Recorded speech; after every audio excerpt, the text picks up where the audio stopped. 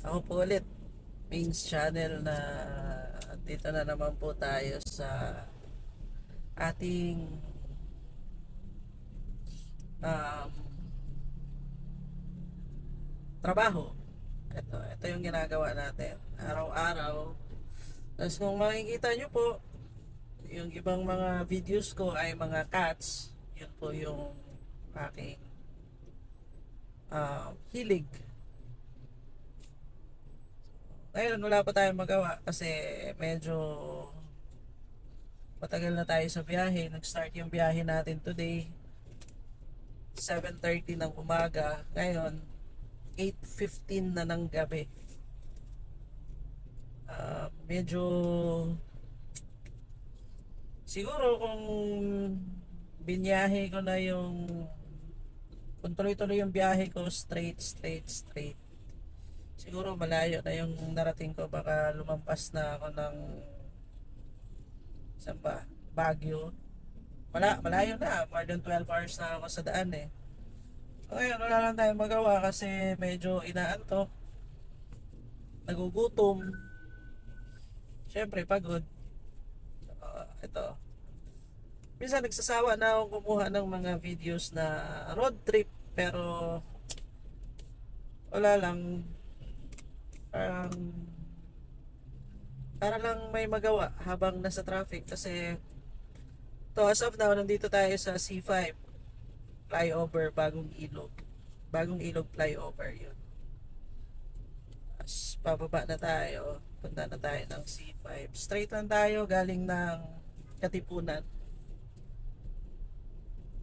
Kaya medyo gutom na. Pabalik pa tayo ng Alabang, so yung direction natin is pa Alabang. Ito, alam ko ito mahaba-haba pa eh. Alam ko marami sa atin na mga nagmamaneho na gumagawa ng mga video na ganito eh. Pero karamihan kasi ngayon nasa ibang platform. Pero syempre, dito tayo nagsimula. Hindi natin ito iiwanan. Ito lang, share lang ng mga ano, mga share lang tayo ng mga tips. Ano yung mga tips natin na ginagawa kapag halimbawang may iba tayong pag halimbawang ganito, yung nasa traffic tayo, ano yung ginagawa nyo. Kaya ba kung may mga nanonood dyan ng mga dinadanas din tong dinadanas ko araw-araw, 7 days a week. Dinadanas tong tinatahak yung traffic.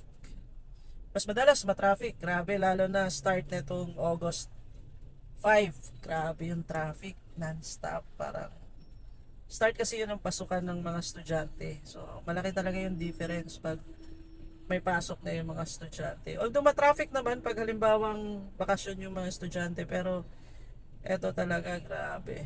Sobrang matraffic. Naabot na ng gabi. Yan lang, pag halimbawang inaantok tayo, hahanap tayo ng pwedeng pampagising. Kayo ba? Yung mga tinatahak yung mga traffic at nagmamaneho, ano bang mga pampagising nyo? Kasi ako sa umaga, pampagising ko, candy. Candy yan. Minsan, bago ako makarating, kasi nagda-drop ako ng alaga ko sa umaga. Estudyante kasi yung alaga ko, yung pinagmamaneho ko. Alis kami 6:30 to 7. So kasagsagan ng rush hour. So kailangan mayroon akong baon na candy na maanghang. Pero minsan, parang nagsasawa na ako. So ang ginagawa ko, nagbubunot ng pilik mata, nagbubunot ng buhok sa ilong. Minsan, kinukurot ko yung tenga ko. Minsan nga makikita ako ng amo ko na sinasampal ko yung sarili ko eh. Tapos sabihin niya lang sa akin, inaantok ka. Kung hindi lang amo, sarap sagutin ng palagay mo. Kaya lang, syempre, hindi pwede kasi nandun pa rin yung respeto. Tatawa na lang ako. Minsan di ako naimik. Tatawa lang, tapos maya yung buhok ko sa batok, binubunot ko. Parang, hindi naman binubunot na tinatanggal. Baka pag kalbo na ako. dakas na nga, kalbo pa. Magiging malala pa kalbo. Ano lang, yung parang hinihila pa yung buhok ko sa bato para lang magising. Parang masokista ba? Sinasaktan yung sarili para lang magising. Yan yung ginagawa ko. Tapos, minsan naman, ano, uh, nauulangot. Kasi, wala. Ewan ko ba. Tapos, kasi minsan mag-iisip ako ng nakakatawa. Wala. Kahit nakakatawa, pag iniisip ko, naantok pa rin ako. Kaya kailangan yung mararamdaman ko yung pighati. Nakasama pighati. Yan. Kailangan kong magbunot ng buhok sa ilong, pilik mata, yung sa patilya, yan. Yan yung mga papagising ko. Pero, pagkalipas yan, pag nag-heal na yung sakit, ayan, antok na naman ako. Kasi grabe talaga pag nasa traffic, ay grabe yung antok. Sobra lalo na sa umaga, yung kagagaling mo lang maligo, busog. Tapos sa traffic, tapos yung mga pasahero mo, natutulog. Minsan pa may humihilik pang pasahero mo. Yan yung nakakatukso na parang sarap matulog, no? Kung pwede lang na sabihin na day off mo na ako ngayon kasi matutulog ako. Or sabihin mo, day off mo na ako kasi masama pakiramdam. Siyempre, hindi pwede, lalo na doktor amo natin painumin tayo ng paracetamol. Hindi, walang mga excuses. So, laging biyahe. Lang, wonder ko lang yung ibang mga chuper, driver, maneho.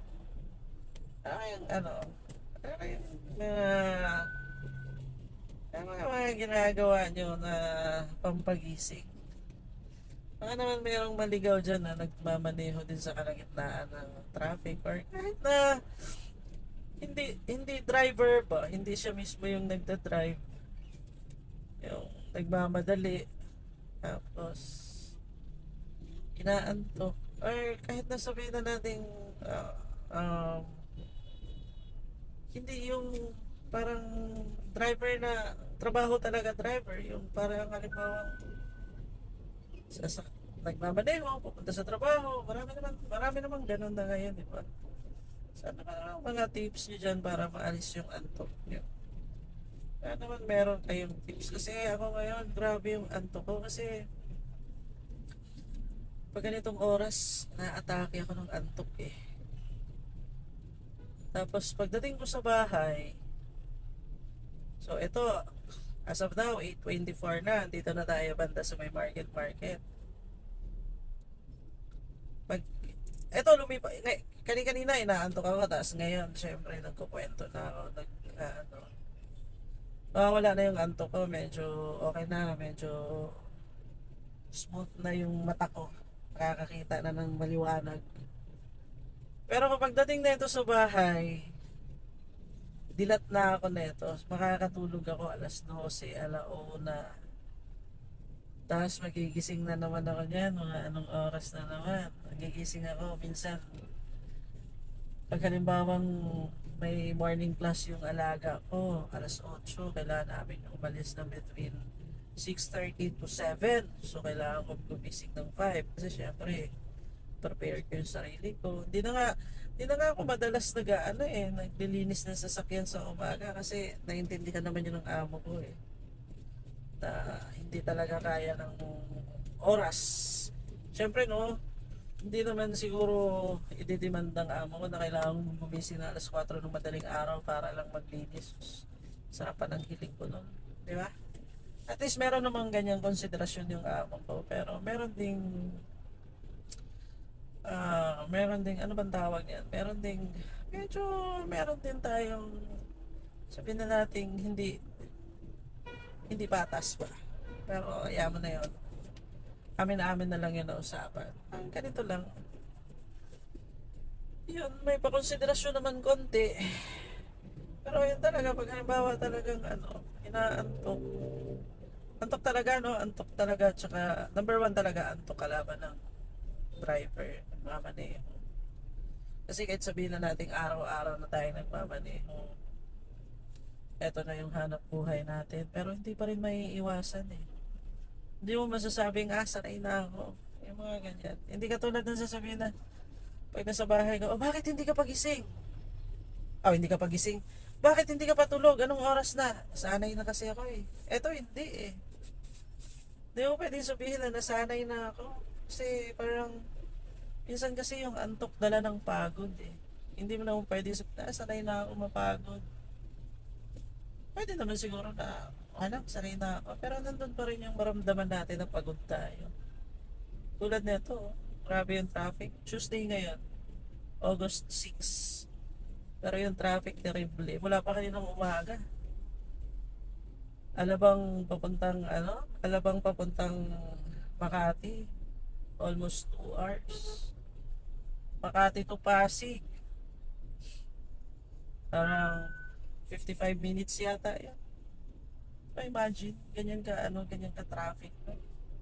Sobrang yaman ng Pilipinas. Yaman, daming sasakyan. Kasama na yung yabang. Diba? Pero wala naman akong ano doon. Ang akin lang kasi no, yun lang talagang antok. Hindi ko talaga minsan talaga pag inaantok ako, lalo na pag ako lang mag-isa. Hanap ako, pupunta ako, lalo na sa SLEX, merong mga emergency pay. Punta ako dyan. Papark ako sandali, mga 5 minutes. Makapikit lang ako ng 5 minutes yan. Solve na ako yan, makakarating na ako ng bahay. Pero pag ganito kasing traffic, saan ka pupunta? Hindi na mo pwedeng tumigil sa gitna. Pa, kaya minsan, akala ng iba, dali ng trabaho ng driver na kasi nakaupo lang. Pero di nila alam na lahat gumagana. Paa, kamay, utak, mata. Siyempre, kailangan gumana yung ilong para paghinga. Minsan pa, pag may amo kang sakay, tapos may sariling mundo, putik, mapapanis yung laway mo, di ba? Ay, nako. So, anyways, yun. Meron kayong mga tips dyan. Share naman ng tips para naman magising-gising tayo. Para naman mabigyan buhay yung natutulog nating kaluluwa. Yan lang po. Thank you.